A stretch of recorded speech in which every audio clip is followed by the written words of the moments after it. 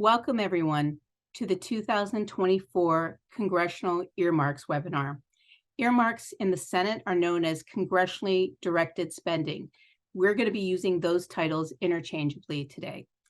Let me introduce myself. My name is Nina Oslu-Tunjli, and I am the Chief Counsel of Government and Public Affairs at Americans for the Arts, as well as the Executive Director of the Americans for the Arts Action Fund. Today is the second in a series of arts advocacy webinars that we'll be doing this year. We already presented last month Advocacy 101, which is available on our website. And coming up next, you'll see there are multiple things coming up, but the one first coming up is the Nancy Hanks Lecture on Arts and Public Policy. And you can go to either the Americans for the Arts website or the Arts Action Fund website to register to watch it live stream, or if you're in the Washington, D.C. area, come to the Kennedy Center and watch it live on the evening of March 12th. Next slide, please. So in terms of where you can find today's information, I don't want you to get worried about where am I going to get the slides. I want you to know that today's slides are already on our website at the location listed right there. And if you have questions that don't get answered today, but you have a follow-up question, you just need to contact Olivia Tarpley, who's running today's webinar. She's our public policy manager at Americans for the Arts, and we provide her email. Next slide, please. So I want to introduce today's guest speakers here, and then we'll later bring them on, but I want to just tell you who they are at this moment so we can get that done. We're going to be joined by the dynamic duo of Bill Harper and Roberta Downing that are part of the firm Harper Downing, based in St. Paul, Minnesota and Washington, D.C. And they are phenomenal government affairs experts, and they are consultants to Americans for the Arts, and we're thrilled to have them with us. Bill presented the webinar this year, and he's going to bring his wisdom along with Roberta this year. We're going to have Randall Reed Smith, who's the governor's curator in West Virginia for the Department of Arts, Culture, and History. And he'll be talking about two earmarks that he helped secure that are pending in the current appropriations bill. And then we're bringing back Robert Chalimsky, who's the managing director of the Playwright Center in the Twin Cities in Minnesota. If you were part of our webinar last year, he was in that pending awarded situation last year. Now a year has gone by, and there's a lot to share with you about what happens post-award of an earmark. Next slide, please. So for the agenda, it's going to, after I give just a couple of opening remarks, other than these logistical things, Bill is going to go first with a legislative deep dive. He's going to be at the same time interacting with Roberta, who will be talking a lot more about the agency engagement and award process. They will be doing a panel interview with Robert, and I'll be doing a panel interview with Randall to talk about his grants. And then we're going to end with a panel discussion with all of us and your questions. So you will have an opportunity. Let me tell you a little bit about that. And next slide, please. Is that the whole presentation today is about 60 minutes. So we're going to end by 4 p.m. Eastern time. There is a Q&A box in this Zoom call. And if you really like a question that's already been asked, then upvote it so that it reaches the top of the most popular questions, and those will be the questions that we'll answer first. Additionally, we have Tushar Swain, who's the Director of Public Policy at Americans for the Arts, also answering those questions in real time while we're giving this webinar. So you have 2 attempts at it, and then Olivia, if we don't get to your question afterwards in the webinar and you want to email her. Next slide, please. So to set up this webinar, it's really important to understand how the federal government's fiscal years work and the appropriation bills that we talk about. So when we are talking about the FY23 fiscal year, that went from October 1, 2022 to September 30th, 2023. So it ended about 5 months ago. Of course, those bills didn't get enacted. That bill didn't get enacted. These appropriation bills didn't get enacted until much later in December 2023. So whatever is in those appropriation bills will be retroactive to October 1, 2022 to September 30th, 2023. And then the FY24 is the fiscal year that we're currently in. It actually began October 1st, 2023, and it goes until September 30th of this year. However, that bill, though these appropriation bills should have been passed last year, and Congress is still fighting over what's going to happen. And the latest deadline for them to get things together is the first days of March. So that's why we'll be referring to, for instance, the West Virginia earmarks that we'll be talking about as pending, because it's not a final earmark award until those appropriation bills are enacted. Next slide, please. And then to give you context of how much money we're talking about. Now in FY23, so remember that it's like a year and a half ago, at that time, the Democrats were in control of the House, and they allowed earmarks for the first time in appropriation bills. And they allowed arts earmarks that are for arts and cultural organizations in both the House and in the Senate. So there was about $67 million that was awarded that we could find to 66 projects. So average about $1 million per project. However, last year after the election, when the Republicans took control of the House, they chose to limit how many bills you can add earmarks to, and then further stated that they wanted to limit and ban earmarks going towards arts and cultural organizations in the House appropriation bills. But that ban did not exist in the Senate. So as a result, you can see that there is a dip down in the number of projects and in the amount of money, $28.8 million awarded. But that is only because these are Senate bills. We didn't have the opportunity to put them in the House as well. That will be true for this current fiscal year, which this fiscal year, FY24 and FY25, that we're going to be teaching you about how to get it in for the FY25 appropriations bill. You're only going to have the Senate to work with, and that's why we're going to focus our attention on just Senate guidelines. Next slide, please. So with that, I'm going to bring on Bill Harper and Roberta Downing to go into this deep dive to educate you on how to request an earmark. Thank you, Nina. Well, it's a pleasure to be with you all today, and it's a real honor to work with Nina and the team at Americans for the Arts. I'm Bill Harper, and I'm with my partner, Roberta Downing. My background is I served in Congress for 22 years as Chief of Staff to Congresswoman Betty McCollum from Minnesota, who also was the chair at a few years ago of Interior Environment Approps and a strong arts supporter, working to fund NEA and the NEH as well as other arts programming. We're going to talk about congressionally directed spending and community project funding. As Nina said, we're primarily going to focus on the U.S. Senate because the U.S. House is not funding arts projects at this moment. But I'm going to give you a little bit of insights into the House as well, just for context. Next slide, please. So as Nina said, in the Senate, earmarks are referred to as congressionally directed spending.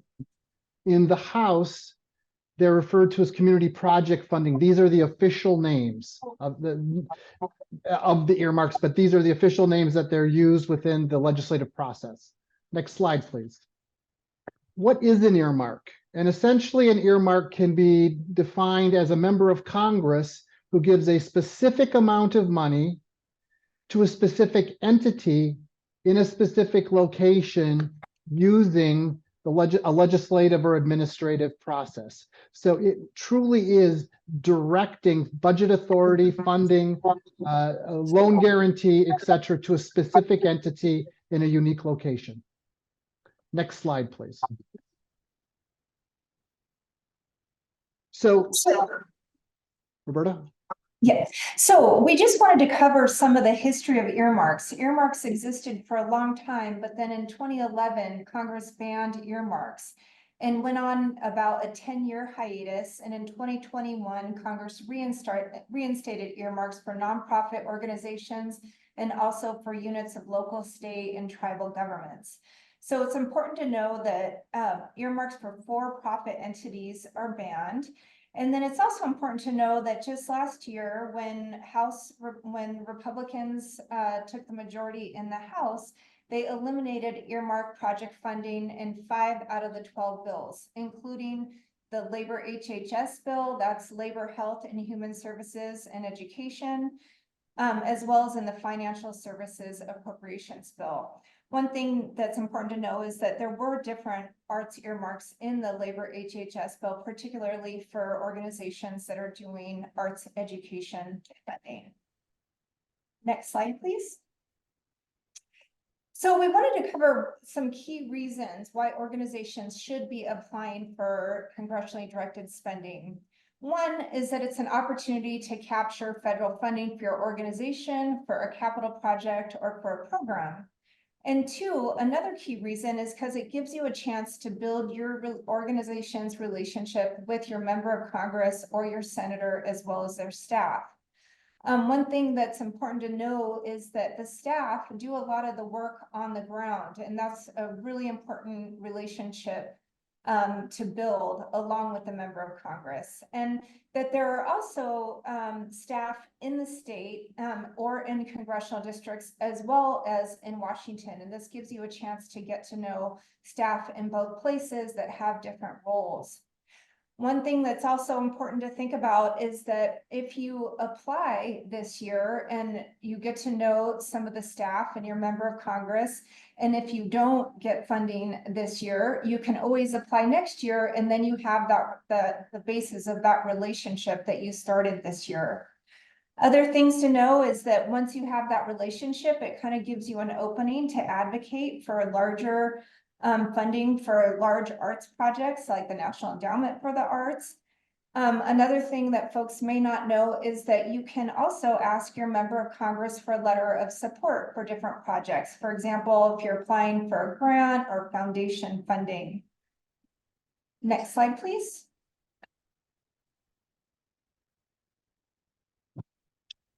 So in FY24 in the Senate, there were 42 arts and culture projects that were funded across 5 appropriations bills, with an estimated total amount of funding of $28.8 million. And then in the US House, arts and culture projects were excluded. So this emphasizes what Bill was mentioning earlier, that we're going to really be focusing on applying for earmark funding in the Senate for FY25. Next slide, please. So let's talk about a little bit of the guidance for the community funding, the congressionally directed spending. Only nonprofits are eligible, along with local, state, and tribal government. For-profit companies are banned. In the House, memorials, museum, commemoratives are no longer allowed to participate. In the House, 15 projects per member are allowed to be submitted. In the United States Senate, there are unlimited amounts of number of projects that can be submitted, but that does not mean that an unlimited amount will be funded. The senators submit the projects to the Appropriations Committee. The Appropriations Committee will make the first cut. So as we look to FY25, the submissions in the process, by and large, are determined by the individual congressional office. So those Senate offices will determine their process. Some senators have their online portals open right now. You can go to their website, look for FY25 appropriations, and many of them will have a link that you can click, and it will outline the process and the form that needs to be filled out to submit. We do not have official guidance for FY25 yet, and we do not have firm deadlines. And this is because Congress has not yet concluded the fiscal year 24 appropriations process. The expectation is that Congress will pass the final FY24 bills into law in approximately the first week of March, and we should expect deadlines for appropriation submissions in mid-March to late March. So for organizations that are considering submitting a earmark appropriation request, start the planning process now. Next slide, please. So let's talk a little bit about the areas. There are 12 appropriation bills in all. And of the 12, there are 5 where arts funding is normally focused on. So it's the Agriculture Subcommittee, and this would be for the Department of Agricultural Rural Development, and these are community facility grants in rural areas. Financial Services Committee. In FY24, a number of projects were funded through the National Archives, including projects for online archives. The Small Business Administration funds projects for arts incubators and some capital projects associated with those incubators. The Interior Environment Appropriations Subcommittee funds historic preservation projects, including projects through Save America's Treasures. The Labor, Health, Human Services Education Subcommittee provides funding for K-12 and higher ed, arts education projects, and some community-based activities. And then the Transportation, Housing, Urban Development Subcommittee works on community development projects, investments, and many of those are capital focused. Next slide, please. So the process for applying for this funding is pretty straightforward. You're going to need to obviously provide the project name, just to say that your Senate offices will have all this criteria for you available on their website. You're going to provide a project purpose that will give a short narrative description for how would the funding be used, what is the benefit that the project would bring.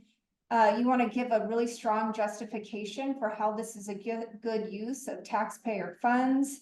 And if it's an ongoing project, you would want to describe to them what is the current project status. And there are a few other areas. Next slide, please. You're also going to need to provide an outline of the project costs. That includes things like salaries, programming, equipment, and a whole financing picture. So are there other state, local, or private dollars that are contributing to the project?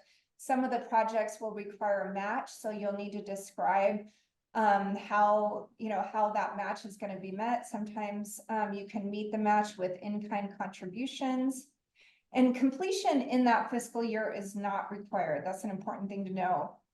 One thing that you can start right now to prepare for FY25 is to make a list of who you can ask for letters of support. And this is a really, piece of the process that just strengthens your application. So you can think, are there elected officials that you could ask for a letter of support? That could be a city council member, it could be a mayor, it could be a county commissioner. Or are there any civic or business organizations like the Chamber of Commerce or Municipal Arts Council that you could ask for a letter of support? Or are there state and local government agencies that would be willing to offer a letter of support? Or a school district if you're doing arts education? So being really creative and trying to gather as many of those letters of support as possible will really strengthen your application. Next slide. Thank you. So the Senate, as we said, the Senate has not yet released criteria, but you can start preparing. And the first thing to do, I would urge you to call your Senate office and make sure that they actually do submit projects. Not all senators do. Call your Senate office and find out who the point person is on staff for the congressionally directed spending process. Talk to that person, make sure they know that you're interested, and make sure that they create a relationship so that you can go back and ask questions if you have any concerns or any issues as you proceed down the process. There may be a person in the Washington, D.C. office. There may be also another person in the state or district office. Getting to know those staff people are very, very important. You also want to ensure that you know, at least have a start right now of knowing when the deadline for submission may be taking place. So you can start your internal timeline and start preparing for the process. As Roberta pointed out, define the project, establish the criteria, get to the website and look at their portal, and then move forward but with the submission. Next slide, please. Once that project has been submitted, the individual senator or member of Congress, but mostly senators, their office will evaluate those projects. They may come back to you with questions to fulfill the application or the process for moving the request forward. This is a highly competitive process. You're going to have projects from all over your states competing for fairly limited resources. When the senator or member of Congress submits the project, it's the Appropriations Committee staff that will then review the project, ensure that the project meets the agency guidelines. The Appropriations Committee staff may also be coming back with some additional questions. The Appropriations Committee will write their draft bills for the 5 subcommittees, each individual bill, and that will take place in May, likely in May, June, July. And when that takes place, the appropriations bill is accompanied by an appropriations report. In that report, the subcommittee's report, will be a list of the projects that are included. That is the first major milestone of moving this process forward. When your project is included in that committee's report, that means you are on the road to receiving an earmark. At the end of the year, when the final appropriation bills pass, if your project is not explicitly removed, it is included and will move forward for funding. Next slide, please. As Nina said, it's normal for the fiscal year to end September 30th, have appropriation bills passed. The continuing resolution is a mechanism to continue to fund the government in the absence of final appropriation bills. That does disrupt the distribution of funds for entities that receive congressionally directed spending. As you know, we haven't passed FY24 yet, so we can probably expect those projects to be funded. It may take 4, 6, 8 months for monies to be available. Some of these other issues on this slide are just how the appropriation process works, how the bills move forward, and unfortunately, we are in the middle of 24, and the 24 bills have not yet been passed, and we will immediately start FY25. Next slide, please. So now we want to talk about success. Let's say that the bill passed and your project was included in the committee report that is attached to and it's going to be signed into law. What happens now? Well, now begins a process where you will start engaging with the federal agency program office and a program officer to coordinate requirements and timeline. And one thing we want to note is that every agency is different and has its own process, but for the most part, it's important to plan for several more months of engagement with the federal agency. So, for example, the bill passes. It could take a few months before the agency releases guidance, and then a few more months before there's an application deadline. And every project you will be applying to with the federal agency, and then it could take a few more months after you submit your application to receive a result. So it's important to not commit to spending the project funding until it's received. And that can be hard because it might be, say, January, and you want to use that funding for a summer program and find that the guidance, the deadline for submitting your application is in June, and then there will be a few months of evaluating applications over the summer. So it's really important to not commit to spending any of that project funding until you have it. Some other things that you're going to be working with the agency on are things like match requirements. And sometimes working with the federal agency staff, they might not understand the need for your project or may not know the intricacies of your geographic region or some of the services that your organization provides. And so there is often a back and forth with the program staff. And it's really important to engage with your congressional sponsor as you navigate that process. If you encounter any kind of barriers or problems, they can help you work with the federal agency as your advocate. Next slide, please. So as Bill mentioned previously, this is a highly competitive process. There are a lot of people that are applying for this funding and that there's no guarantee of funding. But again, we're really wanting to emphasize to work collaboratively with your congressional offices, and building that relationship is really important. And overall, good luck with the process. Thank you, both Roberta and Bill. I have a few questions before we just move on to our next speaker. So you mentioned don't spend your money until you get it. Many of these projects, especially cultural projects, they're very good at private fundraising as well. Let's say the total project is a construction project for a $20 million building, and they've raised 18 of that million, and they're getting $2 million that's been awarded, enacted into law, but they haven't received it yet. Are you saying that they shouldn't begin construction and work on that? Is there any way that that 2 million could be later revoked from them, that they couldn't rely on it? What's really important here is to rely on the consultation with the federal agency. You absolutely want to engage and ask those questions of the federal agency. And the reason is, in every one of these accounts where funding can come out, will be distributed from, they're going to have different criteria, different rules, different regulations. So this is where that dialogue with the federal agency, and then using your congressional office as an intermediary and as an entity that's going to advocate for your organization, is really important.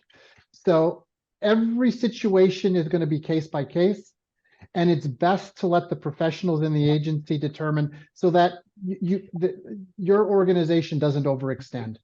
Right. So I want to focus in on the first baby steps, because there was a lot of good information about the whole timeline. But really what I think folks really need help with is those initial steps. So scenario one, they have no previous relationship with their senators directly, but I'm sure if they did 6 degrees of separation, they have board members, donors who have relationship with the senators that represent them. So but let's say it is a cold relationship. What are the first words they utter? And do they first call the district office? Do they do an email? Do they send a letter of introduction? How fast is this moving? What's the best thing to do? I mean, one thing that they can do is just call the district office and ask to speak to the district director, and the district director can tell them who are the right staff either in the district office, and then the district staff can connect them to the DC office. Or like you mentioned, if there are board members or others that may have a connection to the congressional office, they can ask that person to help them make an e-introduction. I mean, sometimes people will just call the offices cold and we'll get a really positive reception, and we'll be able to set up a meeting with the staff and tell them about themselves and the project. Right. Sometimes they, the receptionist will say, "What are you calling about?" Is the answer the equivalent of, "I'm a cultural organization in the state looking to see if your Senate office would be interested in sponsoring a congressionally directed project for my organization." And is that the way it would be phrased? How would you say, Bill? Yes, I would say I would call and say I would like to speak to the staff person who is working on the congressionally directed spending projects. Love to have the opportunity to discuss our proposal. We would like to work with the senator's office to make a submission and like to understand the process. this should be a very collaborative process forward. Be prepared to give the initial overview of what the project is. Don't have to get in, you don't have to have it 100% defined, but this is the direction the organization would like to go, and start this dialogue. And in your experience, do earmarks that are related to construction, renovations, or programming, what kinds of things generally do better than others? Are they equal? It just has to be compelling. You know, every congressional office is going to look at this differently. And sometimes if there are a large number of construction projects across the human services, across the arts, suddenly that archival process, it's one of a kind, and it fits into that account. And no one else is, it's competing against no other earmark, no other application. Therefore, that's a great path forward. My own advice is really, work with that office, submit the project, and engage in the dialogue. Because if it's not this year, it may be next. You may be at the top of the list next year, but and you'll be much better informed about the process. Go for it. Great. Thank you both for that. Near the end of this webinar, I'm going to be sharing some really important, useful resources, and you're going to be able to actually go in and look at your two senators and what they made request, what they sponsored requests for, how much money, what kinds of programs that they did for this most previous year. And it's going to inspire you to think about what you can do. And then you can go snoop at what the other state senators did and see what kinds of ideas they have. But for now, I want to take us to a live idea. If we could go to the slide that shows our FY24 awards, right? Okay, so we've mentioned at least 2 or 3 times that the FY24 appropriations process is not done yet, but the Senate has marked up its bill months ago, and they shared what earmarks went through the vetting system of the committees and actually are being recommended for awards. So barring an appropriations bill not actually being enacted, and that one possibility is, in fact, if we end the year with a continuing resolution, that just means the programming of federal agency funding levels from the previous year will be funded at the same level this year. But it means all new earmarks that were recommended will not go through because it wasn't enacted as a separate appropriations bill. So we have with us our first guest speaker, Randall Reed-Smith, who is the governor's curator in West Virginia of the Department of Arts, Culture, and History, a cabinet level position.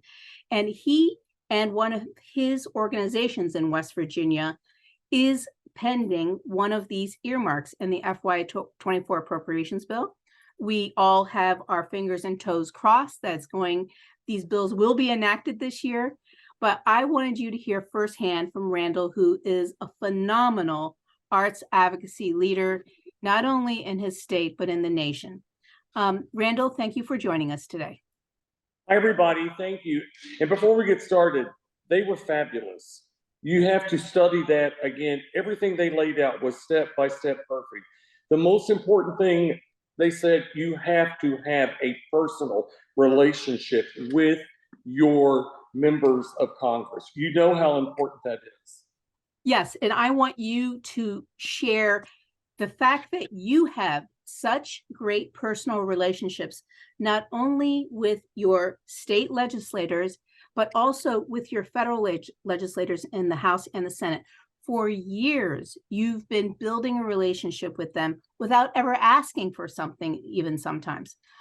Tell us how many years did it take of investing that? Probably a lifetime, but how many years did it take of investing that? And then as a result, why did it make your earmark process simple? And please explain what that process was. Well, I was into performing arts before I came back to West Virginia and started I ran the Division of Culture and History, which became Arts, Culture, and History. and it is a cabinet level position. And so I knew Joe Manchin before he became governor. He brought me into the state. And so I've known Joe and Gail 25 years. Shirley Moore Capito, her father, built the building that we take care of. And so then the process, which is very interesting, they call and let us know when their deadlines are. I mean, you know, of course, we're always looking, but they also check with us or with me to let us know when we need that by. And then what we do is we check with the arts organizations in our state to see who is, you know, going to put in projects. And we're just not the arts. I'm also the state historic preservation officer. So we have state historic preservation projects that go in well. There was a project in Arthurdale that we always write a letter of support. It's very important. Another thing, what the previous two, what Mr. Harper and Ms. Downing was talking about, it's so important to have those letters of support. And so we never say no to a letter of support to one of our arts organizations. So, but back You mean to what if one of your arts organizations want to also apply for an earmark, separate from your own, absolutely. you provide a letter of support to them. So for instance, this past cycle, we applied for 3 earmarks. Right now I'm sitting in West Virginia State Independence Hall in Wheeling, West Virginia. We have a serious project that needs to have the pointings on the buildings redone. So yes, I applied for that. The digitization of our archives, at which we got through the appropriations process, and we're waiting to hear if we get that. We applied for that. And then our first National Historic Landmark is the tallest conical mound in North America. It's Grave Creek Mound, and you have access to the mound, and we have a serious project there having access to the mound. So of those 3, the archives digitization project is there. It's like $2 million and a little over $200,000, and there is no match required. I did check on that. So then, as you saw, the Greenbrier Valley Theater, they have about a $350,000 project that they asked for, and it is for education. It's for their touring. They tour all over the state. It is our only equity theater. It is the state recognized theater. They have one of the most incredibly strong educational outreach projects, and we certainly, wrote a great letter to support that. And then back to Shirley Moore Capito and Joe Manchin, their offices, we've worked with them. I'm governor appointed. He was my first governor, so I know his staff very well in the Senate and worked with them. Shirley Moore Capito's father built the building or 2 of the buildings we take care of. So it's a great working relationship. So we know in advance when we have to have our deadlines. Okay, so I have a few follow-up questions. Yes. One is, it sounds like your agency actually requested 3 different earmarks from your center, but you've been awarded, pending enactment of the appropriations, you've been awarded one of them out of the 3. And the one you got awarded is the biggest one, 2.26 million. Yes, ma'am. Right. And did they ever come to you and say, which one's the higher priority if we have to really push it? No, they didn't. But I think what we need to stress here too is that both offices, one is a Democrat, one is a Republican, but both of the offices work together, and they're both on appropriation, as you know that, and they sort of list them out, and they work together. They don't work against each other. They work together. That's a novel approach, I know, for you all in Washington, that my senators work together, but they do. And so this is the one.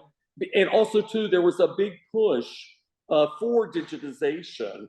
And so they advised us, we think this is the best for you to apply because this is something that they're stressing.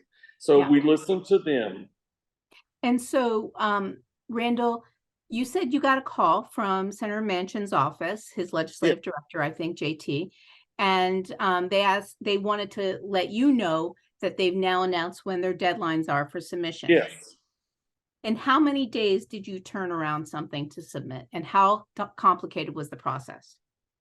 We turned it around in less than 5 days, and it was not difficult at all. Sorry, it just wasn't. No, that's good. I want people to hear that. I really want people to hear that. And that includes letters of support, or did you have a little bit more time for that? No, it includes letters of support because, first of all, I have an excellent staff. And, you know, the arts people, they are constantly on top of this. The historic preservation people are constantly on this. The archive staff. So they help gather and you got to remember, we're writing letters for other arts organizations at the same time. So Around what time of the year last year did that happen? gosh, it was like spring, I think. Like That's what I was maybe, I trying think late February, early spring, early March. March possibly? I think it was March, late February, early March, because I knew it was in our legislative session as well. Okay, so what I also want folks to know is we brought Randall in as our state advocacy captain for Americans for the Arts to help lobby for Americans for the Arts. I think you heard Bill and Roberta say, you know, once you develop these relationships, you don't have to just make it about earmarks. You have things like funding for the National Endowment for the Arts, the humanities, museum and library services that you can fund. So because Randall has such a great relationship with his two senators who sit on the appropriation bills on committees, we brought him in to lobby for us, and it was very, very effective. He's amazing. But also, when you came, you brought along the folks from the Greenbrier Valley Theater so that they can have personal face-to-face interaction with the two senators about what their project's about. They put a face with the project. Tell us a little bit And about it wasn't just that arts organization. Like the Contemporary American Theater Festival came. We included people that were there. I want to remember to say this. Yes, the House, it's a little different, but my personal Congresswoman, Carol Miller, is an artist. And so she was supporting what the senators were saying, even though she's in the House. And, you know, she wanted to make sure that we got stuff in as well.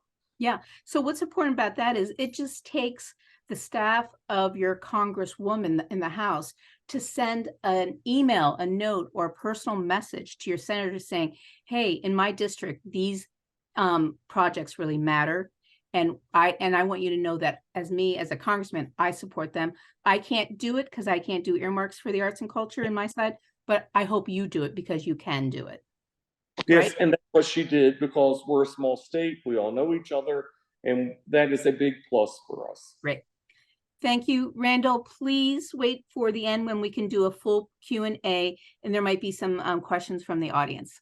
Okay, but you got to stress, you must have a genuine, authentic relationship with your member of Congress, not just because you want money from them, okay? Yes. Wonderful, wonderful message. Thank Thank you, you. Randall. So that was an example of the FY24 appropriations bill where there's one pending, waiting for the enactment, hopefully in March next month. But I would like to also bring in another type of an example, which happened the year before, which is with the Playwright Center that got $4 million from Congresswoman Betty McCollum, sponsoring that on the House side when these things were allowed. What's important about his story that I'd like to be shared is what's happened since he got the money and what kind of bureaucracy and process do you go through. And I'm going to ask Roberta and Bill to come back and interview Robert for this segment. Great, thank you. So Robert, And can you let's bring tell down us? the slide? Sorry, let's bring down this slide. Yes, thank you. So we thought we would just kick it off with a general question, Robert, and just to ask you, what was it like for you to apply for this funding and how similar or different was it from Randall's story? You know, I mean, in many ways, obviously, I'm not coming from a state entity and so forth, but in many ways, it was the same and or very similar. And I want to sort of re-emphasize something that Randall was talking about,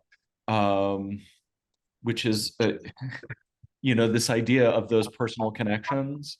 And I just want to keep on coming back to, you know, it takes a village. And so the fact that, first of all, we had the personal connections, which Bill helped us connect with you, helped us connect with Representative McCollum's office. We also had great support in the city, which helped, I think, make it easier for that office to bring it forward.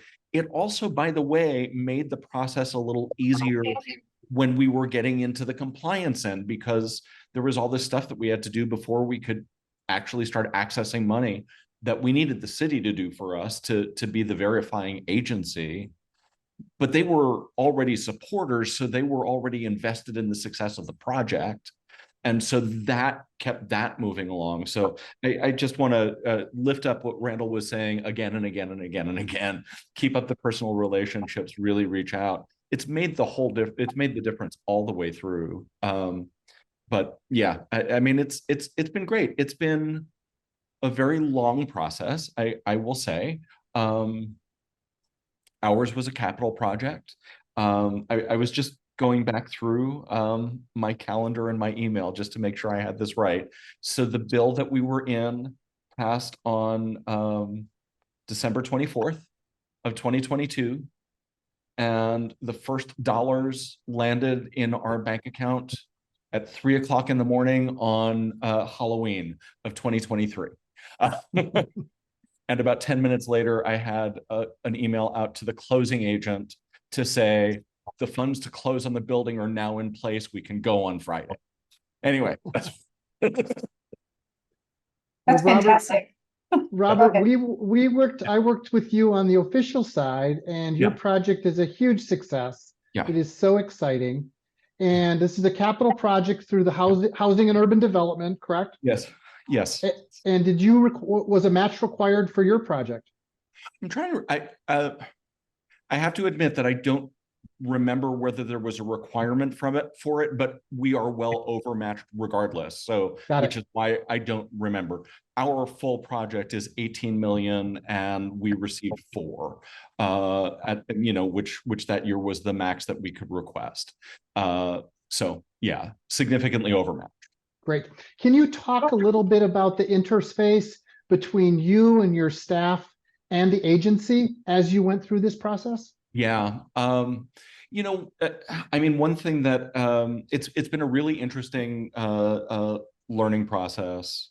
One of the things right off is understanding that in working with the agencies, we have a program officer, and that program officer is handling 7 states, not 7 projects. She's handling the projects that got grants in 7 states for HUD.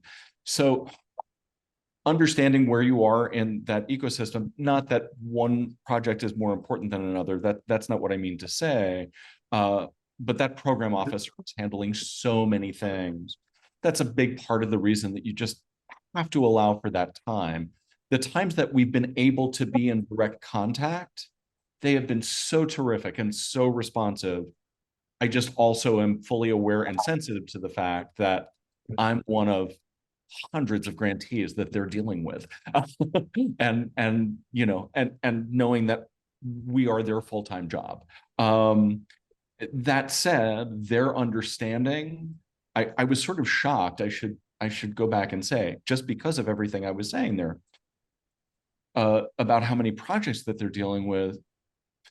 So, not to cut to the end of the story, but at a certain point, once we got to the point where we were finally starting to submit requests, vouchers for funding, most of them went through and there were a couple that got kicked back.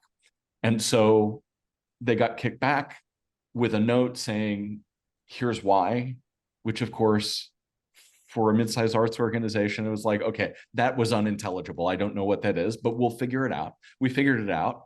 We sent a note back. We resubmitted it. It got booted out again, right? So this cycle keeps on happening for a few times. And finally, we were able to get on the phone with the person, with our program officer. We were able to resolve the thing super quickly, so that was great. It was easy.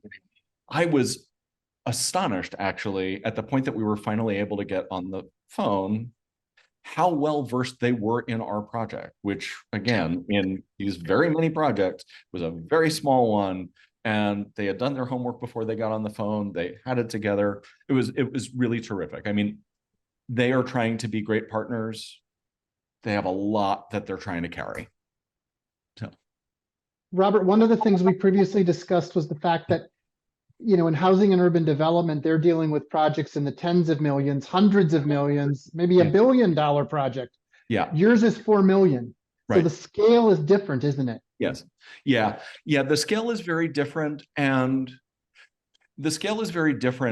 I also came to recognize through the process, sorry, it's not just because the scale is different, but because the scale is different, they're setting up the way the systems work to make sense for how you manage a $30 million earmark for a $90 million public housing project.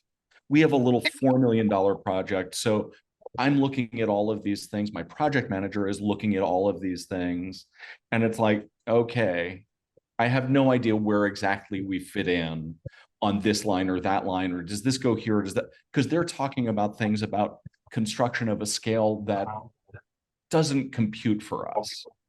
Taking the moment to figure out how to do that, how to keep it simple. And I will also stress that, keep it simple. That was one of the first comments that we got back from our program officer when we were building out our plan. You know, you have to, once you have the award, you've got to build out your project plan. It's complicated, but it's great because you're setting out your measurements of success. So really, pretty much, you've done most of your reporting when you're asking for the money, because you've already said, this is for this, this is for this, this is for this. So when you request the money, your report is to put in a narrative saying, and then we did that. But figuring all that out, and the first thing I got back from our program officer was, thanks for trying to make it work in this big thing. These 10 lines that you did could be 2. Keep it simple. Keep it simple. Keep it simple. So, yeah. So Robert, we're about out of time. Great. 2 quick questions, super quick. Audit. Will you need to do an audit? Yeah, we will. And that was something I will say, everyone get that, you know, just to give you the heads up, because it wasn't necessarily clear in all of the documentation that you will be required to do a single audit. And I will also say this depends on your auditor. I'm sure everyone who's listening, I'm sure you have whoever does your annual audit.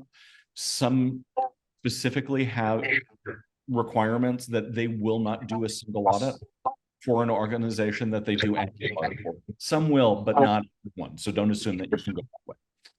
And lastly, did receiving this federal funding or the commitment to receive this federal funding have any impact on your fundraising and the work to raise the rest of the money for your project? 100%. 100. It's had a massive amount of impact on our project. We're not there yet. We still have a bit to go. But I think, Bill, I think the first time that you and I spoke, we had about 9 million to go. Well, you're 4 million from the Fed, and we're actually down to about 5 million. So obviously we continue to close that gap. Being able to talk about the investment from the state, which we also had, and the city and the federal government, really absolutely turned Bigaton in a lot of places. It made a huge difference. Robert, thank you so much for joining us today. We really Absolutely. appreciate it. Thank you for My your story. pleasure. Yeah. Thank you. Please stay on because we're now going to take questions from the audience. And Randall, could I ask you to also join us? We have had a lot of questions. People are very engaged and very interested. One of the top questions is, I guess it stems from Randall's great success in being able to approach both senators because they actually talk to each other. What if you don't have that situation, or what if you know one senator better than another senator? What is the protocol of how you go about doing this? Well, you pick up the phone and call them and get to know them better. Find out who there is in their office. I mean, you go to their office, you make a visit to them, and you just get to know them. That's just basic social skills, children. Right. And so another big question is, some senators have posted their deadlines and forms on their website. Others haven't. Bill, you mentioned this in your presentation. Do they need to wait until something is posted, or can they call now and start asking questions? Start calling and asking questions. Every office is prepared to give a response, and if not, you've already started developing that relationship, so you know who to call the next time. So I would say call. Great. And even for those senators that do have their forms up, based on this entire webinar, I am assuming that I can safely tell them, do not submit a form without first talking to people in those offices. Develop a relationship. All the nods are saying yes. But use the form as the guide for the information that you are going to need to compile for this project. I mean, they're putting the questions out there. Start figuring out how you want to answer those questions. Mhm. If it's something that they can see and feel now, what about the idea of inviting them for a site visit, especially people in the district office? I'm seeing a lot of nodding of yes. 100%. Yes. 100%. Yeah. Okay, great. And another question is how much to ask for? Robert, you said there was a maximum that year of 4 million, but is that true for every office every year? Is it the same? And is there a minimum? I Or maybe mean, Bill our and year it Jordan. was across the board for the community projects. The max was 4, I believe. Bill, that's correct, isn't it? That's correct. And Yeah. now the truth of this is every year the fiscal situation is a bit different. This year in FY24, the numbers are smaller than they were in FY23. I would say you put the number on this that you need as an organization, and then have that conversation with your senator's office. They will help you adjust it to an appropriate level. Nina, can I add to that? This is true because our project was multifaceted. We told them the total project, the total money, and they told us what we felt we could best achieve. Yes. That's great. Having these conversations is great. Yeah. Some people got the impression that this is only for big projects, but Randall, you showed a project in the Greenbrier Theater where they requested only 350,000, not in the millions, because that's what they needed, or that's what was viable, what politically viable. How did that come about, that number? That is basically the cost of what their project was. So, they ask for what you need. Don't get greedy. Right. Well, can I make a comment on that? There is a project in FY24 in Vermont for $45,000 for a chimney repair. And you know what? That doesn't seem like a lot of money, but if you need your chimney repaired and you don't have $45,000, it's a lot of money. Well, it's a lot of money to that organization. That's right. Absolutely. That's right. That's a great example.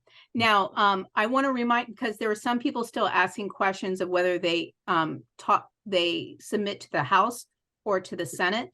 If you are an arts and cultural organization for this FY25, so that's what we're talking, your opportunity is in the FY25 appropriations process, which will begin their process. It actually has already started their process in February and heavily in March. This is the hot period for you to apply for FY25. If you are an arts and cultural organization, you are not eligible to apply in the House. So put all of your time and focus on the Senate side. And I'm seeing a lot of yeses from our speakers on that. But ask your congressperson for a letter of recommendation to your Senate. Yes. And I want to keep on hitting on that point. Thanks for lifting that up again, Randall, because, with our project, when it was kind of the flip, I mean, it wasn't restricted, but it was mostly coming through the House. We did also get support and build that relationship with our senators. So now our senators are coming back to us because we built that relationship. Thank you very much. And they're saying, great, what else are you working on? Are there other things that might be appropriate? So. Yeah. I mean, members of Congress love giving out this money. So you are not coming to them. It's not like you're going to a foundation and they're looking at you half-eyed, like, I don't know if you're going to pass the smell test of this. These are people helping you to get to yes. So there's a real difference in the relationship that you're building with them. And then another question came out with a person of color saying that they were a person of color, probably representing an organization of color, and feeling like, will they even have a chance at something like this? And Bill, since you used to be in a congressional office, and Roberto, you were too, what can you respond to that? Absolutely, they have a chance, and absolutely, they have unique traits and unique experiences and unique offerings to put forward in their proposal. So rather than a limitation, it may actually be an opportunity. And I think this is part of the engagement with the office to build those relationships. Invite that senator or member of Congress to visit, meet with participants in your organizations and staff, build the relationship. Yeah, thank you. And You know, Nina, yes, go ahead, about Bill. inviting people, you always tell us to invite people to everything. And Yes. when they're back in their districts, they want to be there, invite them. Especially, it's an election year, everybody, 2024. Members of Congress want to, the ones that are running for re-election, want to be out everywhere in front of voters. So please take advantage of that opportunity. I want to thank everybody. This is all the time we have for today's Q&A.